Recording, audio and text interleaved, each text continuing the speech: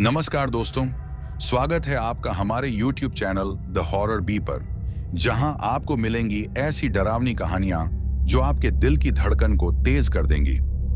आज की कहानी एक बस ड्राइवर की है जिनका नाम धर्मपाल है। तो अब मैं आपको ये कहानी धर्मपाल के नजरिए से सुनाता हूँ। लेकिन कहानी शुरू करने से पहले मैं आपको कहना चाहता हूँ कि वैसे तो आपने बहुत सी कहानियां सुनी होंगी, लेकिन आज जो कहानी मैं आपको सुनाने वाला हूँ उसे सुनकर आपको बहुत मजा आने वाला है और साथ ही डर का एहसास भी होने वाला है। और अगर आप इस चैनल पर पहली बार आए हैं तो चैनल को सब्सक्राइब जरूर करें ताकि आप हमारी इस फैमिली का हिस्सा बन सकें और आने वाली वीडियो आप तक आसानी से पहुंच जाए। दोस्तों, आप सब कहानी को तो पूरा सुन लेते हो लेकिन वीडियो को लाइक नहीं करते। लेकिन इस बार मुझे पूरी उम्मीद है कि आप सब इस वीडियो को लाइक जरूर करेंगे ताकि मुझे भी ये एहसास हो सके कि मेरी मेहनत आपको पसंद आ रही है। आपका एक लाइक मुझे और भी बेहतरीन कहानियां लाने का हौसला देता है। तो चलिए अब ज्यादा समय न लेते हुए जल्दी से अपनी कहानी को शुरू करते हैं। दोस्तों, मेरा नाम धर्मपाल है और मैं एक गांव का रहने वाला हूं। मुझे बस चलाते हुए लगभग 20 साल से ज्यादा का वक्त हो गया है। इन 20 सालों में मुझे बस चलाने का काफी अच्छा अनुभव हो गया है। मैंने हर तरह के रास्तों पर अपनी बस को चलाया है। मैंने सुनसान हाईवे भी देखे हैं और कच्चे रास्तों पर भी अपनी बस को चलाया है। दोस्तों, मैंने अपनी जिंदगी में बहुत सफर किया है, लेकिन एक सफर ऐसा था जिसने मेरी पूरी जिंदगी को बदल कर रख दिया था। आज भी जब मैं उस मनहूस रात को याद करता हूं तो मैं सिहर जाता हूं। दोस्तों, वो रात इतनी भयानक हो सकती थी, मैंने कभी सोचा भी नहीं था। आज भी जब मैं रात को सोता हूं तो मुझे अपनी आंखों के सामने वो मंजर दिखाई देता है और उस मंजर को याद करके आज भी मेरे रोंगटे खड़े हो जाते हैं। दोस्तों, एक और बात मैं आप सबसे कहना चाहता हूं और वो बात यह है कि जो भी बातें मैं आप सबको इस कहानी में बताऊंगा उसका ताल्लुक सीधा कहानी के साथ होगा। इसलिए कहानी को पूरा सुनना, क्योंकि कहानी को पूरा सुनोगे तो ही कहानी का मजा भी आएगा। खैर, अब सीधे अपनी कहानी पर आते हैं। दोस्तों, जो हादसा मेरे साथ हुआ था ये आज से 19 साल पहले की बात है। अब आप में से बहुत से लोग ये सोच रहे होंगे कि 20 साल तो मुझे बस चलाते हुए हो गए हैं और जो हादसा मेरे साथ हुआ वो 19 साल पहले कैसे। तो आपको बताता चलूं कि जब मेरे साथ ये हादसा हुआ था तब मुझे सिर्फ 1 साल ही हुआ था बस चलाते और मैं नया नया था। खैर, मैं अपने बारे में बात करूं तो उस वक्त मेरी उम्र यही कोई 25 या 26 साल की होगी और काफी वक्त तक मैं बेरोजगार ही रहा। मतलब कि मुझे कोई अच्छा काम नहीं मिल रहा था। ऐसा नहीं था कि मैं कुछ भी नहीं कर सकता था, लेकिन मेरे मन मुताबिक वाला काम मुझे मिल नहीं रहा था। दोस्तों, मुझे बस चलानी आती थी क्योंकि मैं 1 से 2 साल तक एक बस ड्राइवर के साथ कंडक्टर रहा था और जब मैं उस ड्राइवर का कंडक्टर का काम करता था तब उसने मुझे बस चलाना भी सिखा दिया था। मुझे काफी शौक था बस चलाने का। हर इंसान का अपना अपना शौक होता है, किसी का कुछ होता है तो किसी और का कुछ और। आपका भी कोई ना कोई शौक जरूर होगा। उसी तरह मेरा भी शौक था बस चलाना। एक और बात दोस्तों, जिस इंसान का भी कोई शौक होता है ना, वो उस चीज को जल्दी सीख लेता है और बस चलाना मेरा शौक था तो तभी मैंने बस चलाना जल्दी सीख लिया था। खैर, मैं उस बस ड्राइवर के साथ लगभग 2 साल तक कंडक्टर रहा था। वो मुझे ज्यादा पैसे तो नहीं देता था, लेकिन मेरा खाना पीना उसके साथ अच्छे से हो जाता था। मेरे पापा एक दुकान पर काम करते थे, उन्हीं के पैसों से हमारे घर का गुजारा चलता था। अब बस चलाना तो मैंने सीख लिया था, लेकिन उसके बावजूद भी मैं घर पर बेरोजगार पड़ा रहता था क्योंकि नए ड्राइवर को कोई भी अपनी बस देने के लिए तैयार नहीं था। उन दिनों में काफी परेशान रहने लगा था क्योंकि घर का इतना बड़ा लड़का अगर बेरोजगार रह जाए तो काफी तकलीफें होती हैं। हमारे घर में मैं और मुझसे छोटी 2 बहनें हैं। अब उनकी भी शादी की उम्र हो गई थी और पापा के पैसों से अब घर का उतना गुजारा भी नहीं हो पा रहा था। मैं काफी परेशान रहने लगा था। मुझे कुछ समझ ही नहीं आ रही थी कि आखिर क्या किया जाए। बीच बीच में मम्मी पापा से भी काफी खरी खोटी सुनने को मिलती थी। वो हर वक्त मुझसे बस यही कहते रहते थे कि दूसरों के बच्चों को देख, वो काम धंधा करते हैं, तुम्हारी तरफ बेकार तो नहीं पड़े रहते। वैसे मम्मी पापा की बात भी सही थी, लेकिन मैं करता भी क्या। जो काम मैं करना चाहता था वो मुझे मिल नहीं रहा था और जिस काम को घर वाले करने को बोलते थे उस काम को करने में मेरा मन नहीं था। खैर, इसी तरह काफी दिन बीत गए, लेकिन फिर एक दिन मेरी मुलाकात मेरे उस बस ड्राइवर से हुई, जिस बस ड्राइवर के साथ मैं 2 साल तक रहा था। मतलब कि जिसके साथ मैं कंडक्टर रहा था और जिसने मुझे बस चलाना सिखाया था। अब जब मैं उस बस ड्राइवर से मिला तो पहले तो उसने मुझसे मेरा हालचाल पूछा और फिर वो मुझसे ये भी पूछने लगा कि आजकल क्या करते हो। तो उस बस ड्राइवर की बात सुनकर मैं उससे कहता हूँ कि उस्ताद जी, मैं तो अभी कुछ नहीं करता, बस काम की तलाश में हूँ। तो मेरी बात सुनकर वो मुझसे कहता है कि तुमको तो मैंने बस चलाना भी सिखा दिया था और तुम एक मेहनती इंसान भी हो, फिर भी तुम्हें कोई काम क्यों नहीं मिल रहा? क्या तुम्हें कोई बस नहीं मिली चलाने को? तो उस बस ड्राइवर की बात सुनकर मैं उससे कहता हूं कि बस चलानी तो सीख गया उस्ताद, लेकिन कोई भी बस का मालिक बस देने को राजी नहीं है, क्योंकि नए ड्राइवर को बस मिलना काफी मुश्किल होता है। तो मेरी बात सुनकर वो ड्राइवर मुझसे कहता है कि तुम फिक्र मत करो, मेरा जो सेठ है जिसकी मैं बस चलाता हूं, उससे मैं तुम्हारे बारे में बात करूंगा। अगर उसके पास तुम्हारे लिए कोई काम होगा तो मैं तुम्हें बता दूंगा। तुम परसों मुझसे बस स्टैंड में मिलना, वहीं मैं तुम्हें बताऊंगा कि मेरी सेठ से क्या बात हुई। अब आप में से बहुत से लोग ये सोच रहे होंगे कि बस स्टैंड में उस ड्राइवर ने मिलने के लिए क्यों बोला, वो मुझे ऐसे भी तो बोल सकता था या फोन वगैरह पर। तो आपको बताता चलूं कि जिस वक्त की मैं आपको बात बता रहा हूं, उस वक्त ये मोबाइल फोन नहीं होते थे, या शायद अगर होते भी थे तो हम लोगों तक पूरी तरह से पहुंच नहीं पाए थे, और शायद उस वक्त काफी महंगे भी मिलते होंगे।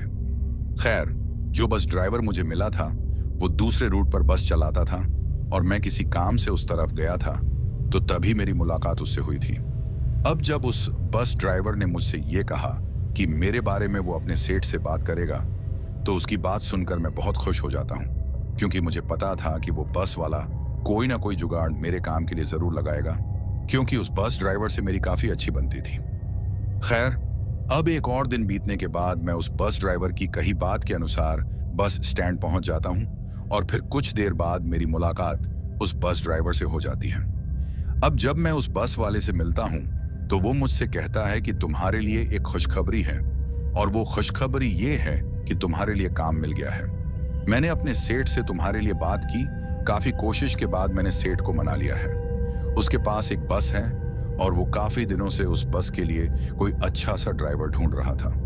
फिर मैंने तुम्हारे बारे में उसको बताया और ये भी बताया कि आप एक बार मेरे कहने पर उस लड़के को बस दे दो, वो काफी ईमानदार है, क्योंकि काफी वक्त से उसने मेरे साथ काम भी किया था। मेरी बात सुनकर मेरे सेठ ने मान लिया है और अब वो तुम्हें बस देने के लिए राजी हो गया है। अब उस बस वाले की बात सुनकर मैं काफी ज्यादा खुश हो जाता हूँ और उसका शुक्रिया अदा करता हूँ। उसके बाद वो बस वाला मुझे अगले दिन से काम पर आने को कहता है। उसकी बात सुनकर मैं हामी भरता हूँ और फिर घर लौट जाता हूँ। दोस्तों, उस दिन जितनी खुशी मुझे हुई थी, शायद आज तक मैं उतना खुश नहीं हुआ। लेकिन शायद मैं इस बात से अनजान था कि ये जो खुशी थी ये ज्यादा वक्त तक नहीं रहेगी। मैंने कभी सोचा भी नहीं था कि ये बस चलाने का काम मुझे एक दिन मेरी जान को जोखिम में डाल देगा। खैर, अब जब मैं घर पहुंचा तो ये बात सुनकर मेरे मम्मी पापा काफी खुश हो जाते हैं, क्योंकि अब उनको इस बात की तसल्ली थी कि चलो अब उनका बेटा भी काम धंधा करेगा, 4 पैसे कमा लेगा। उस पूरी रात मुझे नींद ही नहीं आई थी। मैं काफी खुश था अगले दिन को लेकर। अब जब अगला दिन हुआ तो मैं ज्यादा देर न करते हुए उस ड्राइवर के बताए पते पर चला जाता हूं, और जब मैं वहां पहुंचता हूं तो मेरी मुलाकात फिर से उसी बस ड्राइवर से हो जाती है जिसने मुझे बस सिखाई थी। उसके बाद वो मुझे अपने सेठ से मिलाता है और फिर थोड़ी बहुत बातें करने के बाद मुझे बस मिल जाती है। दोस्तों, एक और बात जो मेरे लिए किसी लॉटरी से कम नहीं थी, और वो बात ये थी कि जो रूट मुझे मिला था बस चलाने का, उसमें मेरा गांव भी आता था। मतलब कि मुझे बस स्टैंड से सवारियां लेकर एक बड़े से इलाके तक जाना होता था, और उस इलाके तक पहुंचने में मुझे 2 से 3 गांव को पार करके जाना पड़ता था। और मेरे लिए अच्छी बात यह थी कि उन 3 गांव में मेरा गांव भी आता था, और अपने गांव से बस को गुजारना उस जमाने में एक बड़ी बात होती थी। मतलब कि उस वक्त लोग बस ड्राइवर की बहुत इज्जत करते थे और उसे एक बड़े आदमी की तरह देखते थे। खैर, अब जब मुझे वो बस मिली तो मैं बहुत खुश था। मैंने पहले दिन भगवान का नाम लिया और बस को लेकर अपनी मंजिल की तरफ चला गया। मुझे उस बस के साथ एक कंडक्टर भी मिल गया था। उसका नाम नरेश था। नरेश काफी होशियार लड़का था और मेरी ही उम्र का था। खैर, उसके बाद हम लोगों ने बस स्टैंड से सवारियां उठाई और फिर अपनी मंजिल की तरफ चल पड़े। मेरा बस पर पहला दिन बहुत अच्छा गया। हम लोगों को सवारियां भी अच्छी खासी मिली थी।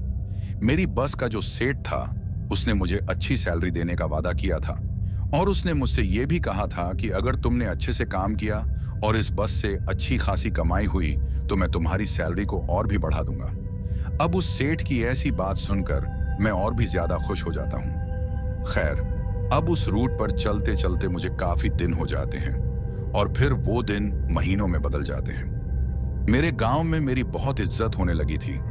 मेरा काम हर दिन अच्छे से चल रहा था और मैं अच्छा खासा पैसा कमा रहा था। अब जब मैं उस बस से अच्छा खासा पैसा कमाने लगा तो मेरे गांव में बहुत से लोग मुझसे जलने लगे। वो अंदर ही अंदर मुझसे नफरत करने लगे थे।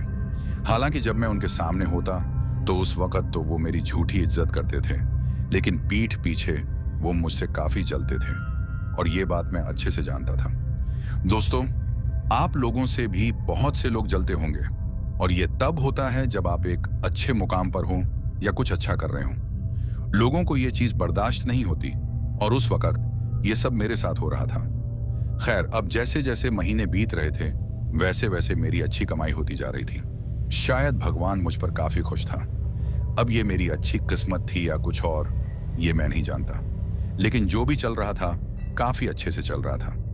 हमारे गांव में एक घर ऐसा था जो हमारी तरक्की से बहुत जल रहा था। जब मैं बेरोजगार था तब भी वहां के लोग मेरे घर में आकर मेरे माँ बाबूजी को जलील करते थे। उस घर में एक बुढ़िया औरत थी, वो मेरी तरक्की से काफी जलती थी। अब इस बात का मुझे पता नहीं था कि वो ऐसी क्यों थी, लेकिन मेरे बस चलाने के बाद उसकी जलन काफी ज्यादा बढ़ गई थी। खैर, हर बार की तरह एक दिन मैं सवारियां लेकर उस बड़े इलाके से बस स्टैंड के लिए आ रहा था और जब मैं अपने गांव के पास पहुंचा तो मुझे एक बूढ़ी औरत हाथ देती नजर आती है। सुबह के 11 बजे होंगे। अब जब मैं अपनी बस को थोड़ा करीब लाता हूं तो मैं देखता हूं कि वो बूढ़ी औरत कोई और नहीं बल्कि हमारे ही गांव की वही बुढ़िया होती है जो हमारे घर से चलती थी। और इस बूढ़ी औरत का जिक्र मैंने अभी कुछ देर पहले किया भी है। खैर, अब जब मैं उसके पास पहुंचता हूं तो मैं अपनी बस को रोकता हूं और फिर वो बूढ़ी औरत बस में चढ़ जाती है। बस में चढ़ने के बाद वो बूढ़ी औरत मेरे साथ वाली सीट पर बैठ जाती है। उसके बाद मैं उस बूढ़ी औरत से पूछता हूं, अम्मा, आप कहां जा रही हो? तो मेरी बात सुनकर वो मुझसे कहती है, मुझे शहर जाना है बेटा। मेरी तबीयत कुछ दिनों से ठीक नहीं चल रही तो सोचा डॉक्टर को दिखाऊं। उस बूढ़ी औरत के साथ उसका पोता भी था और वो भी मेरी ही उम्र का होगा। वो बस में पीछे की तरफ बैठा हुआ था। अब उस बूढ़ी औरत की बात सुनकर मैं उससे कहता हूं, अम्मा जी, डॉक्टर को अच्छे से दिखाना। तो मेरी बात सुनकर वो हामी भरती है। अब कुछ देर के बाद वो बूढ़ी औरत उस सीट से खड़ी हो जाती है। अब उसको उस तरीके से उठते देखकर मैं उससे कहता हूं, अम्मा, कहां जा रही हो? अभी बस स्टैंड पहुंचने में टाइम लगेगा। तो मेरी बात सुनकर वो मुझसे कहती है, मुझे पता है बेटा, मैं तो पीछे की तरफ जा रही हूं, अपने पोते के पास बैठूंगी, वैसे भी उसके साथ वाली सीट खाली है। उसके बाद वो बूढ़ी औरत आगे से उठकर पीछे की तरफ चली जाती है। उस बूढ़ी का जो पोता था वो आखिरी सीट पर जाकर बैठा था और ये बूढ़ी भी अब वहीं जाकर बैठ जाती है। खैर, अब कुछ देर बाद हम बस स्टैंड पहुंच जाते हैं और फिर वो बूढ़ी औरत और उसका पोता बस से नीचे उतर जाते हैं। लेकिन बस से उतरते वक्त वो बुढ़िया मुझसे कहती है, बेटा, तुम्हारी तरक्की से मैं बहुत खुश हूं। मेरी दुआ है कि तुम इससे भी ज्यादा तरक्की करो। और फिर वो बुढ़िया मुस्कुराते हुए बस से नीचे उतर जाती है। अब उस बूढ़ी औरत की ये बात सुनकर मुझे काफी अजीब लगता है, क्योंकि जो बुढ़िया हमसे इतना जलती थी और आज वो मेरी तरक्की के लिए दुआ कर रही है, बात कुछ हजम नहीं हो रही थी। खैर, उसके बाद मैं इस बात को नजरअंदाज करता हूं और अपने काम पर ध्यान देता हूं। अब उस दिन भी मुझे काफी सवारियां मिल जाती हैं। सब कुछ अच्छे से चल रहा था, लेकिन वो कहते हैं ना कि ये किस्मत भी बड़ी कुत्ती चीज होती है, कब बदल जाए कोई पता नहीं होता। अगर किस्मत अच्छी हो तो भिखारी को भी राजा बना देती है और अगर किस्मत खराब हो तो राजा को भी भिखारी बनने में ज्यादा देर नहीं लगती। खैर, अब आप लोग ये सोच रहे होंगे कि मैं ये किस्मत वाली बात क्यों कर रहा हूं, तो उसका पता अभी थोड़ी देर में आपको कहानी में लग जाएगा। अब बात ऐसी है कि जिस दिन वो बुढ़िया मेरी बस में चढ़ी थी वो दिन भी मेरा अच्छा गया था, लेकिन अब आगे जो होने वाला था उसके बारे में शायद मैंने कभी सोचा भी नहीं था कि ऐसा कुछ भी मेरे साथ हो सकता है। दोस्तों, बात ऐसी है कि अगले दिन जब मैं सवारियां लेकर बस स्टैंड से अपनी मंजिल की तरफ बढ़ रहा था तो कुछ देर तक तो सब नॉर्मल रहता है, लेकिन फिर मुझे बस चलाते चलाते एक चीख सुनाई देती है। वो चीख काफी जोर की थी और मेरी बस के केबिन में जो लोग मेरे साथ बैठे हुए थे वो भी उस चीख को सुनकर एकदम से चौंक गए थे। और ये जो चीख हमें सुनाई दी थी वो बस में पीछे की तरफ से आई थी। मेरे केबिन में जो लोग थे वो बस में पीछे की तरफ दौड़ते हैं। अब उनको उस तरीके से पीछे की तरफ जाता देख मैं अपनी बस को रोक देता हूँ। अब जैसे ही बस रुकती है तो मैं जोर से अपने कंडक्टर को आवाज लगाता हूँ। मेरी आवाज सुनकर मेरा कंडक्टर नरेश मेरे पास आता है। अब जैसे ही वो मेरे पास पहुंचा तो मैं उससे कहता हूं, नरेश, ये चीख किसकी थी? क्या हो गया है जो ये लोग पीछे की तरफ चले गए? तो मेरी बात सुनकर नरेश मुझसे कहता है, उस्ताद, एक आदमी पीछे की सीट पर बेहोश हो गया है और उसकी बीवी काफी जोर से रो रही थी और जो चीख आपने सुनी वो उसी की थी। अब नरेश की ये बात सुनकर मैं उससे कहता हूं, वो ठीक तो है ना? उसको पानी मारा मुंह पर? तो मेरी बात सुनकर वो मुझसे कहता है, उस्ताद, पानी भी मारा, लेकिन वो होश में आ ही नहीं रहा। अब जब नरेश ने मुझसे ये कहा तो मैं भी अपनी सीट से उठकर पीछे की तरफ चला जाता हूं। अब जब मैं पीछे की तरफ पहुंचता हूं तो मैं देखता हूं कि एक औरत काफी जोर जोर से रो रही है और उस औरत के साथ एक आदमी बेहोश पड़ा हुआ है। अब उस आदमी को उस हालत में देखकर मैं उन लोगों से कहता हूं, किसी के पास पानी है तो इस आदमी के मुंह पर मारो, अगर बेहोश है तो होश में आ जाएगा। तो मेरी बात सुनकर उन लोगों में से एक आदमी मुझसे कहता है, अब कोई फायदा नहीं है, ये आदमी मर चुका है। अब उस आदमी के मुंह से ये बात सुनकर मैं काफी ज्यादा हैरान हो जाता हूं और उस औरत की हालत देखकर मुझे काफी दुख हो रहा था। वो काफी जोर जोर से रो रही थी। उस औरत की हालत देखकर मैंने उसकी तसल्ली के लिए अपनी बस को वापस मोड़ लिया और उस आदमी को अस्पताल लेकर चला गया, लेकिन वहां जाकर कोई फायदा नहीं हुआ। वो आदमी सच में मर चुका था। उसकी मौत का कारण डॉक्टर ने हार्ट अटैक बताया था। अब इस तरीके से अपनी बस में एक आदमी के मरने से मैं काफी ज्यादा हैरान था और मुझे काफी दुख हो रहा था, लेकिन शायद मुझे इस बात का पता नहीं था कि उस आदमी के मरने का मेरे ऊपर कितना असर पड़ने वाला है। खैर, अब इस बात को एक हफ्ते से ज्यादा गुजर जाता है। उसके बाद मैं रोज की तरह फिर से बस स्टैंड से सवारियां लेकर अपनी मंजिल की तरफ बढ़ने लगता हूं। अभी मुझे बस स्टैंड से निकले हुए आधा घंटा ही हुआ होगा कि तभी मुझे बस में पीछे की तरफ से काफी तेज आवाजें आने लगती हैं और वो जो आवाजें थीं वो भी किसी के रोने की थीं। अब उन आवाजों को सुनकर मेरे साथ वाले लोग पीछे की तरफ चले जाते हैं। दोस्तों, ये जो कुछ भी मेरे साथ हो रहा था ये सब कुछ पहले की तरह हो रहा था। मतलब कि पिछली बार भी मुझे किसी के रोने की आवाज आई थी और फिर ऐसे ही आगे से लोग पीछे की तरफ भागते हुए गए थे। अब इस तरीके से उन लोगों को पीछे की तरफ जाता देख मैं अपनी बस को रोकता हूं और फिर से अपने कंडक्टर नरेश को आवाज लगाता हूं। अब जब तक नरेश मेरे तक पहुंचता है तब तक मैं भगवान से दुआ करता हूं कि आज कुछ बुरा ना हो किसी के साथ। अभी मैं ये दुआ कर ही रहा था कि तभी नरेश मेरे पास पहुंच जाता है। अब उसके पहुंचते ही मैं उससे पूछता हूं, ये पीछे की तरफ से शोर कैसा है और ये कौन रो रहा है? तो मेरी बात सुनकर नरेश शांत रहता है, कुछ नहीं कहता। अब उसको उस तरीके से शांत रहता देख मैं उससे कहता हूं, तुम शांत क्यों हो? बताओगे भी कि आखिर हुआ क्या है? तो मेरी बात सुनकर नरेश अपनी चुप्पी को तोड़ता है और फिर मुझसे कहता है, उस्ताद, पिछली बार की तरह इस बार भी एक सवारी बेहोश हो गई है और इस बार जो सवारी बेहोश हुई है वो एक औरत है। मुझे तो लगता है उस्ताद ये भी उस पहले वाले आदमी की तरह मर गई है क्योंकि ये भी होश में नहीं आ रही। उस्ताद, नरेश की ऐसी बात सुनकर मेरे दिल की धड़कन तेज हो जाती है।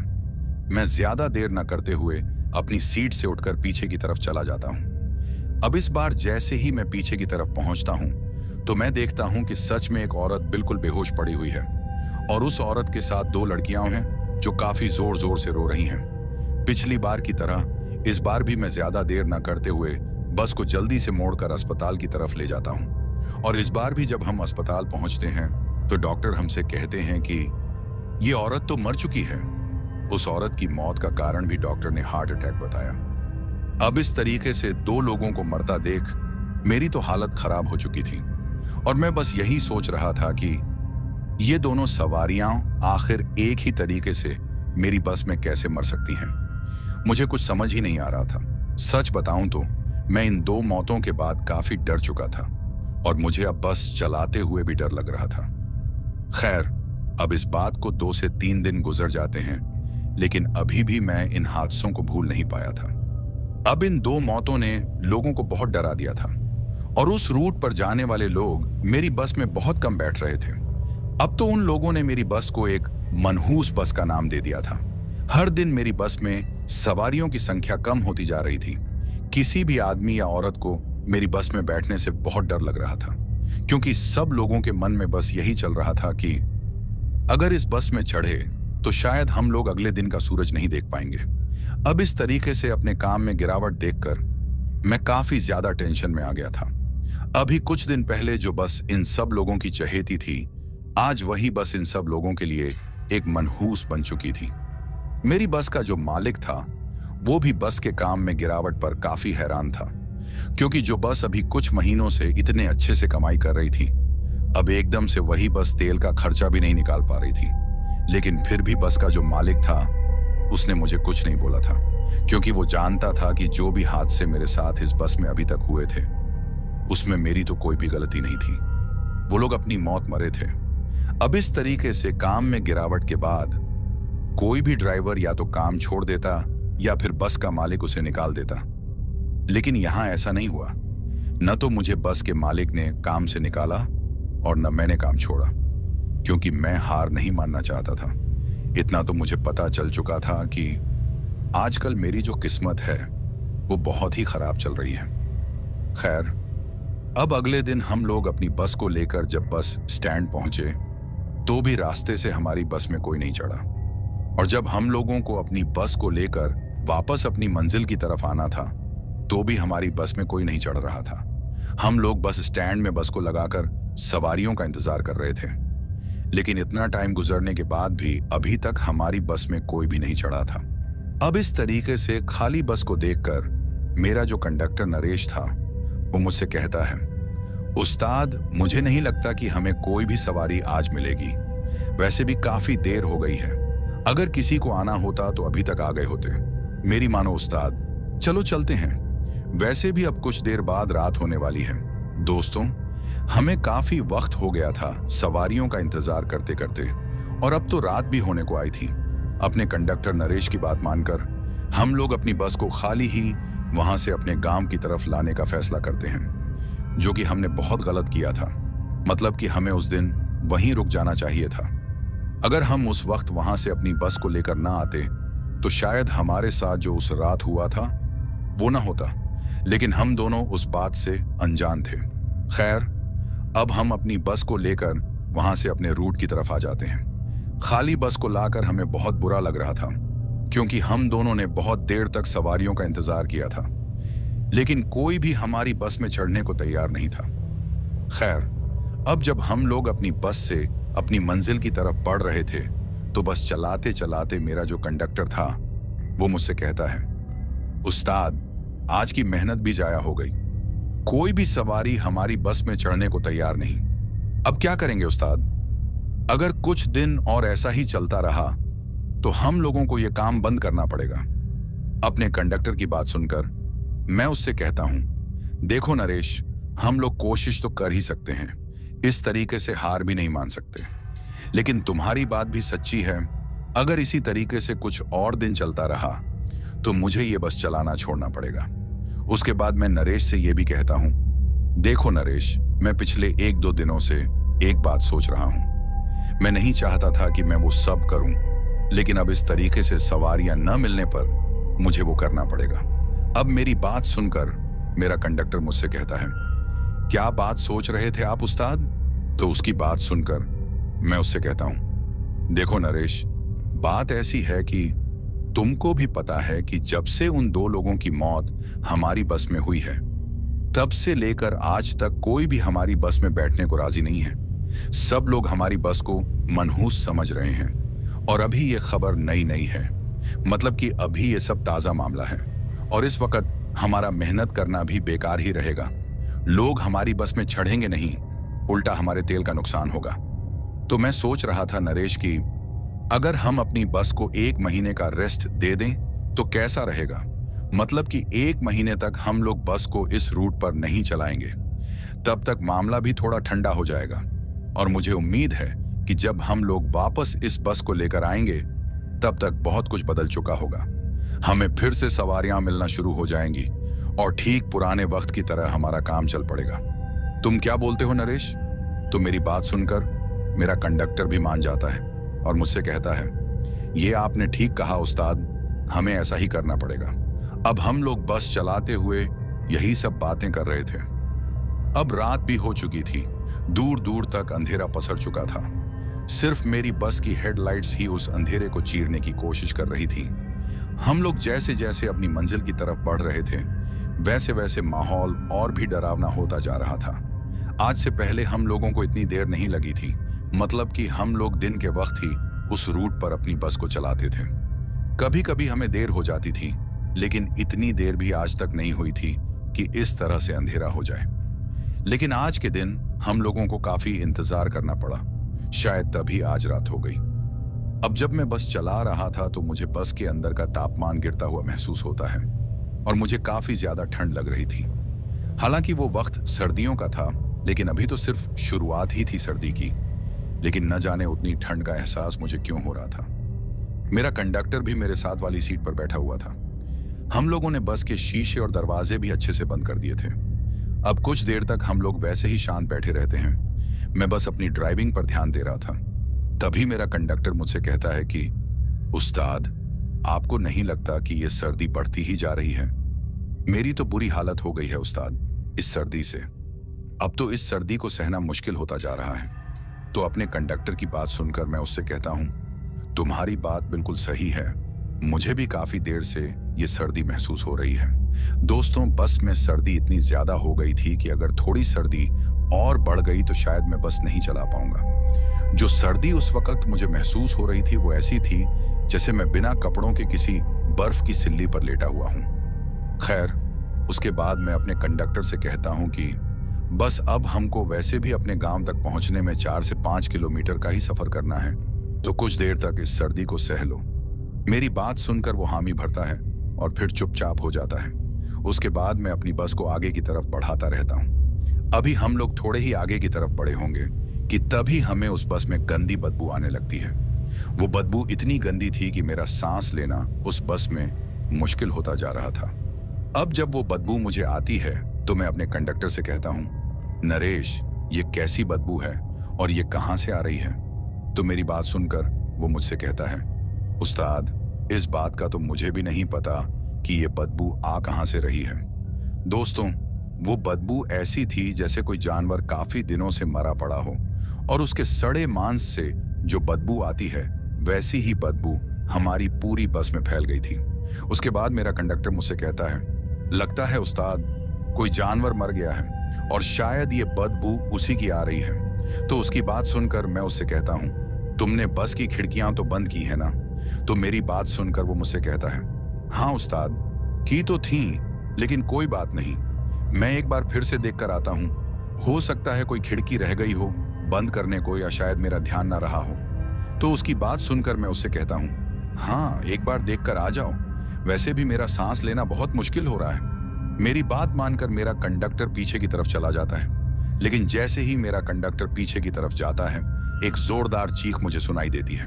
अब जैसे ही मैं वो चीख सुनता हूं मैं एकदम से सहम जाता हूं। वो जो चीख थी वो मेरे कंडक्टर नरेश की थी। उसके बाद मैं बस चलाते चलाते ही उससे कहता हूं, क्या हो गया नरेश, तुम चीख क्यों रहे हो? तो मेरी बात सुनकर नरेश उल्टे पांव चलते हुए केबिन में आ जाता है और फिर केबिन का दरवाजा बंद करता हुआ मेरे पास आ जाता है। नरेश काफी डरा हुआ लग रहा था। उसके माथे पर पसीना पूरी तरह से दिखाई दे रहा था। इतनी सर्दी वाले माहौल में भी नरेश के माथे से पसीना टपक रहा था। अब उसकी ऐसी हालत देखकर मैं उससे पूछता हूं, क्या हुआ नरेश, तुम चीख क्यों रहे थे और तुम इतने डरे हुए क्यों लग रहे हो? तो मेरी बात सुनकर वो खामोश रहता है, कुछ नहीं कहता। ऐसा महसूस हो रहा था जैसे वो कुछ बोलना तो चाहता है, लेकिन डर के कारण वो बोल नहीं पा रहा। लेकिन फिर मैं उसको थोड़ी हिम्मत देकर बोलता हूं, आखिर बताओगे भी कि क्या हुआ है? तुम इतने डरे हुए क्यों हो? तो मेरी बात सुनकर वो थोड़ी हिम्मत करता हुआ मुझसे कहता है, उस्ताद, जो मैं देखकर आया हूं, अगर आप भी देखोगे तो शायद आपकी हालत भी वैसी ही हो जाएगी जैसी मेरी हुई है। डर के मारे नरेश पूरी तरह से कांप रहा था। उसके बाद मैं नरेश से कहता हूं, आखिर तुम मुझे पूरी बात बताओगे भी कि तुमने क्या देखा है? तो मेरी बात सुनकर वो मुझसे कहता है, उस्ताद, मैं जैसे ही पीछे की तरफ गया तो मैंने देखा कि बस के पीछे की तरफ 3 लोग बैठे हुए हैं। अब उसकी ये बात सुनकर मुझे तो पहले यकीन ही नहीं हो रहा था, और फिर मैं नरेश से कहता हूं, तुम पागल हो गए हो क्या? हमारी बस पूरी तरह से खाली है, तो ये 3 लोग कहां से आ गए? तो मेरी बात सुनकर वो मुझसे कहता है, उस्ताद, मैं झूठ नहीं बोल रहा। अगर आपको यकीन नहीं है तो आप खुद देख सकते हो। अब मुझे कुछ समझ ही नहीं आ रहा था कि वो सच बोल रहा है या फिर ये उसका वहम था। उसके बाद मैं उससे कहता हूं कि ये जरूर तुम्हारा वहम होगा। ऐसा कैसे हो सकता है कि बस में 3 लोग चढ़ जाएं और हमें पता न चले? तो मेरी बात सुनकर वो डरती हुई आवाज में मुझसे कहता है, उस्ताद, ये मेरा वहम नहीं बल्कि हकीकत है। आप मेरी पूरी बात सुनो। जो 3 लोग मैंने देखे हैं उनमें से 2 औरतें हैं और 1 आदमी है। इतना ही नहीं उस्ताद, एक और बात सुनकर आप भी डर के मारे कांप जाएंगे, और वो बात ये है कि जो वो 3 लोग मुझे दिखे हैं उनमें से 1 आदमी और 1 औरत जो हैं, उन दोनों की ही मौत हमारी बस में हुई थी। और जिन लोगों की मौत हुई थी वो दोनों आदमी और औरत एक सीट पर साथ में बैठे हुए हैं, और ठीक उन दोनों के पीछे की तरफ एक और औरत बैठी हुई है उस्ताद। वो जो पीछे की तरफ अकेली औरत बैठी हुई है वो देखने में काफी भयानक लग रही थी। उस औरत को देखकर अभी तक मैं डर के मारे कांप रहा हूं। अगर आप उसकी वेशभूषा की बात करें उस्ताद, तो वो देखने में काफी भयंकर लग रही थी। उसके पूरे बाल बिखरे हुए दिखाई दे रहे थे, काफी लंबे लंबे बाल जो कि हवा में लहराते हुए मुझे दिखाई दे रहे थे। उसका चेहरा इतना खौफनाक था कि मैं बता नहीं सकता आपको उस्ताद। उसकी आंखें बिल्कुल सफेद थीं, बिना पुतलियों के। पूरा चेहरा झुर्रियों से भरा पड़ा था। उसके होंठ पूरे तरीके से खून से सने हुए दिखाई दे रहे थे, जैसे अभी अभी किसी का खून पीकर आई हो। उसके लंबे गंदे दांत और बड़े बड़े नाखून थे। उस्ताद, ऐसा लग रहा था जैसे वो अब कुछ ही देर में हम लोगों को मारने वाली है। देखने में तो वो मुझे पूरी चुड़ैल लग रही थी। उस्ताद, मुझे तो बहुत डर लग रहा है। अब शायद हमारा बचना भी मुश्किल है। जिस तरीके से मैं उसे देखकर आ रहा हूं, मुझे नहीं लगता कि वो हम दोनों को जिंदा छोड़ेगी। उसके अलावा जो वो आदमी और औरत थे जिनकी मौत कुछ दिन पहले हमारी गाड़ी में हुई थी, वो दोनों भी मुझे काफी भयानक तरीके से घूर रहे थे। उन दोनों की आंखें मुझे बिल्कुल मुर्दों की तरह देख रही थीं, बिना पलक झपकाए। इस तरीके से उन तीनों को देखकर मेरे मुंह से वो चीख निकल गई थी जो अभी आपने सुनी थी। उस्ताद, मैंने केबिन का दरवाजा अच्छे से लॉक तो कर दिया है, लेकिन शायद फिर भी हमारा बचना मुश्किल हो जाएगा। मुझे कुछ समझ ही नहीं आ रहा। अब क्या करेंगे उस्ताद? अपने कंडक्टर की बात सुनकर अब मैं भी डर के मारे कांप रहा था, क्योंकि जिस तरीके से नरेश उन प्रेतों के बारे में बात कर रहा था, मुझे अब पूरा यकीन हो गया था कि वो बिल्कुल सच बोल रहा है। नरेश काफी डरा हुआ था और रो भी रहा था, और अब उसकी ये सब बातें सुनकर मेरे दिल की धड़कन काफी तेज हो गई थी, और डर के मारे मेरे भी हाथ पैरों ने काम करना छोड़ दिया था। मेरे हाथ अब पूरी तरह से स्टीयरिंग पर मानो जैसे जम से गए हों। मैं बस यही सोच रहा था कि अब कुछ ही देर में हम लोगों का काम तमाम होने वाला है। अभी हम लोग इन्हीं बातों को सोच ही रहे थे कि तभी हमारे केबिन का दरवाजा खटखटाने लग जाता है। अब जब ऐसा होता है तो मेरी हालत और भी खराब हो जाती है। डर के मारे मेरा पूरा शरीर कांप रहा था। मैं बस भगवान से यही दुआ कर रहा था कि हे भगवान, हमें बचा ले। लेकिन शायद मेरी दुआ का कोई असर नहीं हो रहा था। अब थोड़ी देर में वो दरवाजा खटखटाने की आवाज और भी तेज हो जाती है। ऐसा लग रहा था जैसे अब कुछ ही देर में केबिन का दरवाजा टूटने वाला है और फिर हम दोनों भी उन प्रेतों का शिकार बन जाएंगे। लेकिन फिर मैं सोचता हूं कि बस में इस तरह रहने से हम लोग सुरक्षित नहीं रहेंगे, तो मैं उस बस को छोड़ने का फैसला करता हूं। हम अपनी जान को बचाने की कोशिश तो कर ही सकते हैं, फिर चाहे वो कोशिश नाकाम हो या सफल। उसके बाद मैं थोड़ी हिम्मत करके बस को रोक लेता हूं। हमारी किस्मत अच्छी थी जो बस रुक जाती है। उसके बाद मैं अपनी साइड वाली बस की खिड़की को खोलता हूं और अपने कंडक्टर नरेश से कहता हूं, भागो नरेश, जान बचाकर भागो। उसके बाद मैं खिड़की से नीचे की तरफ कूद जाता हूं। मेरे पीछे पीछे नरेश भी कूद जाता है। उसके बाद हम दोनों पैदल ही उस सड़क पर आगे की तरफ बढ़ रहे थे। हमारा गांव अभी भी 1 किलोमीटर दूर था। हम दोनों ने पीछे मुड़कर नहीं देखा। जब हम लोग भाग रहे थे, हमें ऐसा महसूस हो रहा था जैसे कोई हमारा पीछा कर रहा हो और हमें काफी अजीबोगरीब आवाजें भी आ रही थी।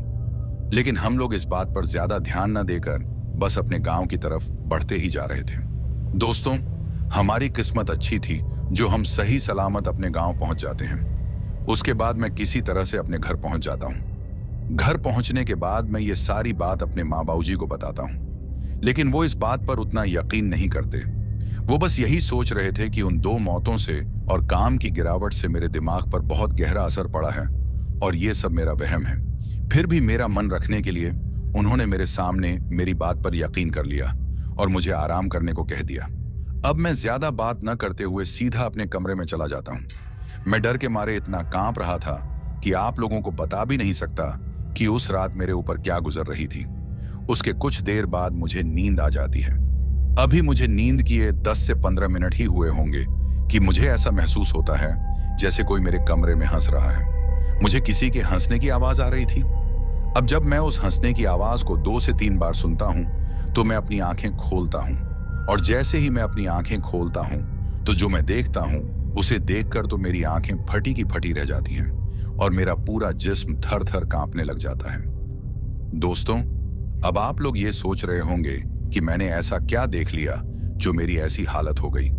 तो दोस्तों, आपको बताता चलूं कि मैं देखता हूं कि जो हंसने की आवाज मुझे आ रही थी वो एक औरत की होती है, और वो औरत बिल्कुल मेरे बेड के सामने की तरफ मुझे घूरते हुए हंस रही है। और जो औरत मुझे दिखाई दे रही थी ये कोई और नहीं बल्कि वही औरत होती है जिसको बस में मेरे कंडक्टर ने देखा था। मतलब कि ये वही चुड़ैल थी। वो देखने में काफी भयानक लग रही थी। मेरे पूरे शरीर को जैसे लकवा मार चुका था। अब उसको देखकर तो मैं डरा हुआ ही था कि तभी मुझे अपने दाहिने ओर कुछ हलचल होती नजर आती है, और जैसे ही मैं अपनी नजर साइड की तरफ करता हूं तो मैं देखता हूं कि मेरे साइड की तरफ एक आदमी और एक औरत मुझे काफी अजीब तरीके से घूर रहे हैं, और ये दोनों वही थे जिनकी मौत मेरी बस में हुई थी। अब ये सब नजारा देखकर तो मुझे ऐसा लग रहा था जैसे मुझे अभी कुछ ही पल में हार्ट अटैक आ जाएगा। अब उन तीनों को अपने कमरे में देखकर मैं अपनी आंखों को बंद कर देता हूं और एक जोरदार चीख मारता हूं। मेरी चीख मारने के 1 से 2 मिनट के बाद जब मैं आंखें खोलता हूं तो मेरे सामने मेरे माँ बाबूजी और मेरी बहनें थीं। वो सब मुझसे पूछ रहे थे कि क्या हो गया है तुम्हें, तुम चीख क्यों रहे थे। तो उन सब की बात सुनकर मैं जो भी मेरे साथ उस कमरे में हुआ था या जो भी मैंने देखा था उनको बता देता हूं। लेकिन वो लोग इस बात को मेरा सिर्फ एक वहम ही मान रहे थे। और मेरे जो पिताजी थे वो मुझसे कहते हैं कि बेटा, मैं जानता हूं कि तुम्हारे दिमाग पर बहुत बुरा असर पड़ा है उन मौतों से। तुम कुछ दिन आराम करो, तुम्हारी तबीयत मुझे ठीक नहीं लग रही। अपने पिताजी की बात सुनकर मैं शांत रहता हूं। मेरे घर वालों को मेरी बात पर यकीन ही नहीं आ रहा था। वो इन सब बातों को मेरा वहम बोल रहे थे। खैर, अब वो रात गुजर जाती है और अगले दिन मैं सुबह ही अपने कंडक्टर के साथ अपनी बस की तरफ निकल जाता हूं, क्योंकि बस को उस तरीके से उस सड़क पर छोड़ना ठीक नहीं रहता। वैसे भी वो बस उस सेठ की थी, और अगर उस बस को कुछ हो जाए तो उसका पूरा हर्जाना मुझे भी भरना पड़ता। मेरा कंडक्टर पहले तो उस बस पर जाने के लिए मान ही नहीं रहा था, लेकिन फिर मैंने उसे काफी समझाया, तब जाकर उसने मेरी बात मानी। उसके बाद हम दोनों ने उस बस को वापस सेठ के पास पहुंचा दिया और उनसे कहा कि 1 महीने तक हम इस बस को नहीं चलाएंगे। 1 महीने बाद हम फिर से कोशिश करेंगे कि इस बस को पहले की तरह उस रूट पर चलाया जाए। वैसे भी अभी माहौल ठीक नहीं चल रहा। तो मेरी बात सुनकर सेठ मान जाता है। इतने वक्त में सेठ के साथ मेरी अच्छी बन गई थी और उसे भी मेरे बारे में पूरा पता था कि मैं ईमानदार था अपने काम को लेकर। तभी तो उसने मुझे काम से निकाला भी नहीं था। उसके बाद हम लोग उस बस को पहुंचाकर अपने गांव लौट जाते हैं। उसके बाद हमको गांव में 10 से 15 दिन गुजर जाते हैं। माहौल अब थोड़ा शांत महसूस होने लगा था, लेकिन एक बात जो मैंने देखी वो ये थी कि वो जो हमारे गांव में बुढ़िया थी, जो हमसे काफी जलती थी, वो जब भी मुझे देखती थी तो मुस्कुराती रहती थी। मुझे ऐसा महसूस हो रहा था कि उसे मेरी ऐसी हालत को देखकर मजा आ रहा हो। उस बुढ़िया की नजर बहुत खराब थी, क्योंकि जब से उस बुढ़िया ने मेरी तरक्की के लिए बस में दुआ की थी और जब से वो बुढ़िया मेरी बस में चढ़ी थी, तब से लेकर आज तक मेरे साथ कुछ भी अच्छा नहीं हुआ था। खैर, अब मैं इस बात को ज्यादा ध्यान न देकर अपने घर के अंदर चला जाता हूं। अब कुछ दिन और बीतने के बाद मुझे पूरा 1 महीना हो गया था अपने गांव में रहकर। उसके बाद मैं और मेरा कंडक्टर फिर से अपनी बस को लेने के लिए उस सेठ के पास जाते हैं। दोस्तों, जैसे कि मैंने आपको पहले भी बताया था कि सेठ बहुत अच्छा इंसान है, इसीलिए उसने अभी तक वो बस किसी और को चलाने के लिए नहीं दी थी। नहीं तो 1 महीने तक कोई भी सेठ अपनी बस को ऐसे नहीं रखता। शायद इसीलिए भी नहीं दी होगी किसी को वो बस, क्योंकि वो बस वैसे भी बदनाम थी उन मौतों को लेकर। खैर, उसके बाद हम लोगों को बस मिल जाती है। अब उस दिन फिर से हम दोनों अपनी बस को बस स्टैंड पर लगा देते हैं और सवारियों का इंतजार करने लग जाते हैं। लेकिन आज भी हमें कोई भी सवारी हमारी बस में बैठी हुई नजर नहीं आ रही थी। अब जब हमारी बस को 1 से 2 घंटे उस बस स्टैंड में खड़े हुए हो जाते हैं, तो एक साधु हमारी बस की तरफ आने लगता है। और जैसे ही वो साधु हमारी बस के दरवाजे पर पहुंचता है, तो मैं देखता हूं कि वो उस दरवाजे के पास रुक जाता है। अब उसको दरवाजे के पास रुकता देखकर मैं उस साधु से कहता हूं, क्या हो गया बाबा जी, आप बस में चढ़ क्यों नहीं रहे? तो वो साधु मेरी तरफ देखकर मुझसे कहता है, मैं तो क्या, कोई भी तुम्हारी बस में चढ़ने को राजी नहीं होगा। तो उस साधु की बात सुनकर मैं उससे कहता हूं, आप ऐसा क्यों बोल रहे हो? क्यों कोई राजी नहीं होगा इस बस में चढ़ने के लिए? तो वो साधु मुझसे कहता है, कुछ महीने पहले तुम्हारी यही बस तुम्हारा काम अच्छे से चला रही थी, सब कुछ तुम्हारा अच्छे से चल भी रहा था, लेकिन फिर इस बस के अंदर कुछ मौतें भी हुई थीं। क्या ये बात सच है? तो उस साधु की बात सुनकर मैं तो बिल्कुल हैरान हो गया था, क्योंकि अभी तक जो भी वो मुझसे कह रहा था वो सब सच था। लेकिन फिर मैं ये भी सोचता हूं कि हो सकता है ये साधु झूठ भी बोल रहा हो, क्योंकि हो सकता है इसने गांव वालों से सुना हो कि इस बस में 2 आदमी की मौत हुई थी और ये मुझे पागल बना रहा हूं। लेकिन फिर तभी उस साधु ने मुझसे कुछ ऐसा कहा जिसे सुनकर तो मैं और भी ज्यादा हैरान हो जाता हूं और मुझे उस पर यकीन करना पड़ता है। दरअसल वो मुझसे कहता है, तुमको क्या लग रहा है मैं तुमसे झूठ कह रहा हूं? तो सुनो, तुम्हारे साथ तुम्हारे घर के अंदर तुम्हें कुछ दिखाई दिया था ना, और तुम्हें वो 2 लोग भी दिखे थे जिनकी मौत तुम्हारी बस में हुई थी। अब जब उस साधु ने मुझसे ये बात कही तो मुझे उसकी बात पर यकीन हो जाता है, क्योंकि घर वाली बात मेरे घर के अलावा मैंने किसी को भी नहीं बताई थी। क्योंकि अगर मैं वो बात किसी और को बताता तो जो उम्मीद मुझे मेरी बस में थोड़ी बहुत सवारियां बैठने की थी वो भी खत्म हो जाती, और लोग कहते कि अब ये बस भूतिया भी है। इसीलिए मैंने ये बात किसी से नहीं कही, यहां तक कि अपने कंडक्टर से भी नहीं। अब उस साधु की वो बातें सुनकर मैं उसके पास आ जाता हूं और उससे अपने दोनों हाथ जोड़कर कहता हूं, बाबा जी, आपको तो सब पता है मेरे बारे में, आपको ये भी पता होगा कि इसके पीछे का क्या कारण हो सकता है। कृपा करके मुझे रास्ता दिखाइए, मैं काफी दिनों से परेशान चल रहा हूं। तो मेरी बात सुनकर वो मुझसे कहता है, तुम्हारी बस पर एक चुड़ैल का साया है, और जब तक उसका साया होगा तब तक तुम्हारी बस में कोई नहीं चढ़ेगा, और अगर गलती से चढ़ भी गया तो उसकी मौत निश्चित है, वो उसे नहीं छोड़ेगी। उस साधु की बात सुनकर मैं और मेरा कंडक्टर काफी चौंक जाते हैं, क्योंकि जो भी उस साधु ने कहा वो बिल्कुल सच था। क्योंकि कुछ दिन पहले ही हमें अपनी बस में वो चुड़ैल और वो 2 लोग दिखे थे। अब उस साधु की बात सुनकर मैं उससे कहता हूं, बाबा, हमने किसी का क्या बिगाड़ा है जो उस चुड़ैल का साया हमारी बस पर है? तो मेरी बात सुनकर वो साधु मुझसे कहता है, जलन, तुमसे कोई जलता था और ये सब उसका किया हुआ है। उसने तुम्हारी बस में कोई ऐसी चीज रखी है जिसकी वजह से उस चुड़ैल का साया तुम्हारी बस में है। उसके बाद मैं उस साधु से कहता हूं, बाबा, जलने वाले तो बहुत हैं, लेकिन इसका कैसे पता किया जाए कि ये किसका काम है?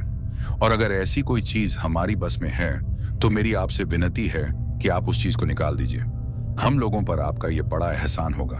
तो मेरी बात सुनकर वो मुझसे कहता है, ठीक है, लेकिन पहले यहां से अपनी बस को निकालकर किसी ऐसी जगह पर ले चलो जहां कोई ना हो। उसके बाद मैं अपनी बस को निकालकर एक ऐसी जगह पर ले जाता हूं जहां कोई नहीं होता। उसके बाद वो साधु कुछ मंत्र उच्चारण करता है और फिर बस में पीछे की तरफ चला जाता है। हम दोनों भी उस साधु के साथ उसके पीछे पीछे चलते हैं, और जब हम लोग उस बस की आखिरी सीट के पास पहुंचते हैं तो वो साधु जो हमको दिखाता है उसे देखकर हमें काफी हैरानी होती है। दोस्तों, हम देखते हैं कि पीछे की तरफ जो बस की सीट थी, उस सीट के नीचे की तरफ एक लंबा धागा बंधा हुआ था। वो धागा देखने में 7 रंगों का लग रहा था। उसके बाद वो साधु उस धागे को खोलता है और कुछ मंत्र उच्चारण करता रहता है।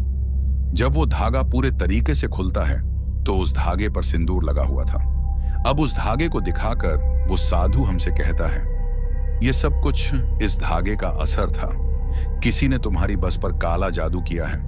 अब उस साधु की बात सुनकर मैं सोचने लग जाता हूं कि आखिर ऐसा कौन हो सकता है जो ये सब कर सकता है। लेकिन फिर मुझे याद आता है कि कुछ महीने पहले वो बुढ़िया मेरी बस में बैठी थी, जो अपने पोते के साथ बस में पीछे की तरफ गई थी। हो ना हो, ये उसी का काम है। और उसने मुझे दुआ भी दी थी। उसके बाद वो साधु उस धागे को एक सिंदूर में डालता है और थोड़ा सा सिंदूर मुझे देता है और मुझसे कहता है, तुम रात को 12 बजे ये सिंदूर आग में डालना। जब तुम ऐसा करोगे तो जिस किसी ने भी तुम पर यह काला जादू किया होगा उसे बहुत तकलीफ होगी और वो काफी जोरों से चीखेगा।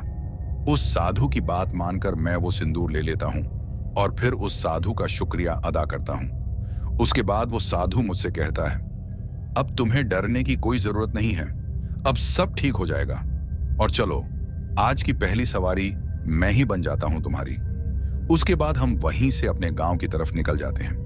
दोस्तों, मैं हैरान रह गया क्योंकि गांव तक पहुंचते पहुंचते हमें 5 से 6 सवारियां भी मिल गई थीं, जो कि हमारी शुरुआत के लिए एक अच्छा संकेत था।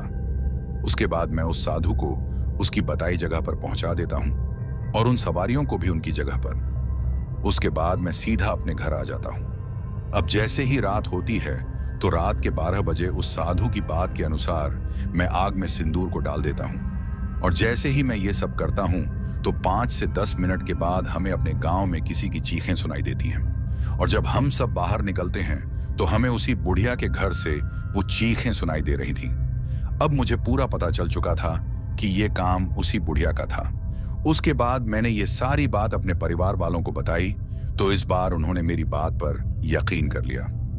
दोस्तों, उस दिन के बाद मेरा काम फिर से चलना शुरू हो गया था। सच में नजर बहुत बुरी चीज होती है। उस हादसे के 6 महीने बाद उस बुढ़िया औरत की मौत हो गई थी। उसकी मौत का कोई भी कारण किसी को पता नहीं चल पाया था। खैर, उस बुढ़िया के साथ जो भी हुआ ये उसके बुरे कर्मों का फल था। उसके बाद मेरा काम पहले की तरह चल पड़ा था और मैं पहले की ही तरह अच्छी कमाई भी कर रहा था। अब तो मुझे उसी रूट पर 20 साल हो गए हैं, लेकिन आज भी जब मैं उस दौर को याद करता हूं तो मेरी रूह कांप जाती है। तो दोस्तों, कैसी लगी हमारी ये कहानी? अगर आपको ऐसी और भी कहानियां सुननी हैं तो हमारे चैनल को सब्सक्राइब करना बिल्कुल मत भूलिएगा। अब चलते हैं उन दोस्तों की ओर जिन्होंने हमारी पिछली कहानी पर कमेंट करके हमें अपना प्यार और समर्थन दिया। तो चलिए सबसे पहले उनका नाम लेते हैं। पहले हैं दुर्गेश, गोरखपुर से। सौरभ शर्मा है नागांव, असम से। अशोक कुमार तिवारी, स्वरूपमा और शशवत तिवारी हैं लखनऊ, उत्तर प्रदेश से। तमान खान हैं दौंड से।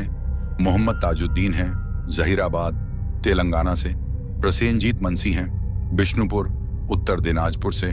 कमल बर्मन हैं बांग्लादेश से। जैनब बलोच हैं हेलसिंकी से। मिहिर शाह हैं अहमदाबाद, गुजरात से। चंद्रकांत हैं मीरपुर खास, पाकिस्तान से। सूरज हैं छत्तीसगढ़ से। लक्ष्मण शंकर जाधव हैं महाराष्ट्र, पुणे से। सोनू हैं जर्मनी से। हरिकिशन, शशि, अनुष्का और गुड्डू सक्सेना हैं कचौरा, हाथरस से। ऋषभ परमार हैं मध्य प्रदेश से। जतिंद्र सिंह जैरी, परमिंदर कौर, सविता और अनमोल हैं जालंधर, पंजाब से। सुंदर एडसानी हैं मालागा, स्पेन से। ज्योति गुलिया हैं हरियाणा से। राकेश एल पेरला हैं दुबई से। इमरान खान और सुनीता गुरुंग हैं सिक्किम, रंगपो से। शिव महाकाल बुराड़ी हैं झरोड़ा, नई दिल्ली से। सुनील टाक, नीरू टाक और रुचि टाक हैं बीकानेर, राजस्थान से। सुमित नाइक हैं सिलीगुड़ी, वेस्ट बंगाल से। जसविंदर सिंह हैं डबवाली से। कुलदीप कुमार हैं नवांशहर, पंजाब से। बबलू सिंह हैं झारखंड से। रबिन लामा हैं सऊदी अरब से। सोनू हैं डेने से। संजू हैं अमेरिका से। चक्रवर्ती हैं मुंबई से। कौशल हैं मथुरा, उत्तर प्रदेश से। शिवदास वाडनकर हैं हिंगोली, महाराष्ट्र से। विशाल बिश्ता हैं नेपाल से। मिसेस खान हैं लूटन, इंग्लैंड से। यूसुफ शाह हैं लाहौर, पाकिस्तान से। दुर्गा कुमारी हैं खेतापुर, बिहार से। अमित कुमार हैं दिल्ली से। पप्पू हैं सोलापुर से। वीरेन कुमार हैं सूरत, गुजरात से। राहुल कुमार हैं बिहार से। पंकज कुमार हैं लखनऊ, उत्तर प्रदेश से। गुड्डू हैं झारखंड से। गाकुल हैं असम से। आफताब हैं कराची सिंध से, राजू हैं बारासात से, श्री सेंदु बैनिये हैं पश्चिम बंगाल से, सीमा राभा हैं असम से, नितिन सैनी हैं उत्तर प्रदेश से, शीतल हैं अभानपुर छत्तीसगढ़ से, गुलाब्श सिंह हैं न्यू दिल्ली से, रेणुका वोहरा हैं चंडीगढ़ से, ब्रिजमोहन हैं शाहदरा दिल्ली से, अर्शदीप सिंह हैं अमृतसर पंजाब से, सोनू हैं झारखंड से, कामिल खान हैं नौगछिया बिहार से, रोहिन लिंबू हैं नेपाल से, सचिन जाधव हैं महाराष्ट्र से, इरफान अंसारी हैं चंडीगढ़ से, बलदेव कौर हैं मलेशिया से, शोभा अशोक हैं सिरसा हरियाणा से, पटेल जसवंत हैं सूरत गुजरात से, बॉबी हैं आगरा से, लक्ष्मीकांत हैं कर्नाटक से, संजय राय हैं असम से, राजेश हैं पश्चिम बंगाल से, रेखा कश्यप हैं गाजियाबाद से, रोहित हैं मुंबई से, बाबर अली हैं लाहौर पाकिस्तान से, रिजवान हैं लाहौर पाकिस्तान से, विजय यादव हैं प्रयागराज से, अभिषेक शर्मा हैं कानपुर से, मोहब्बत अली हैं उत्तर प्रदेश से, नकुल पासवान हैं बिहार से, निखिल कुशवाहा हैं उत्तर प्रदेश से, रोहित कुमार सैन हैं लक्ष्मणगढ़ सीकर राजस्थान से, जय सही हैं नागपुर से, महबूब आलम हैं दिल्ली से, दिव्या हैं मुंबई से, रजन हिम हैं आंचल सोलन से, शमसुर रहमान हैं पाकिस्तान से, राकेश हैं झारखंड से, वाजिद तबस्सुम हैं पाकिस्तान से, सतीश पाठक हैं अमरावती महाराष्ट्र से, राज हैं अरुणाचल प्रदेश से, रशीद हैं रक्सौल से, आकाश प्रजापति हैं झांसी उत्तर प्रदेश से, थारू हैं नेपाल से, रवि हैं राजस्थान से, ओम कृष्णा हैं दिल्ली से, जय निषाद हैं छत्तीसगढ़ से, अजय हैं मुंबई से, खुशी हैं दिल्ली से और सबसे आखिर में है अमन मध्य प्रदेश से। दोस्तों, ये थे उन लोगों के नाम जिन्होंने हमारी पिछली कहानी पर कमेंट करके हमें बताया कि वो कहां से हमारी कहानियां सुनते हैं और उन्हें हमारी कहानी कैसी लगी। इसके साथ ही अगर किसी का नाम छूट गया हो तो वो कमेंट करके हमें जरूर बताना, आने वाली वीडियो में उनका नाम लिया जाएगा। दोस्तों, दूसरी वीडियोस की तरह इस वीडियो पर भी अपना प्यार दिखाइए और मुझे सपोर्ट करिए, क्योंकि आप सबके सपोर्ट के कारण ही मैं यहाँ तक पहुँचा हूँ और मुझे उम्मीद है कि आप लोगों के बलबूते ही एक दिन हमारी ये फैमिली काफी आगे तक जाएगी। चैनल पर अगर कोई नया है तो चैनल को सब्सक्राइब जरूर करें ताकि आप भी हमारी इस फैमिली का हिस्सा बन सकें। और जिन लोगों ने पहले से ही हमारे चैनल को सब्सक्राइब किया है उन सभी का मैं तहे दिल से शुक्रगुजार हूं। इसके साथ ही मैं आप सबसे अलविदा कहना चाहता हूं। बाय दोस्तों।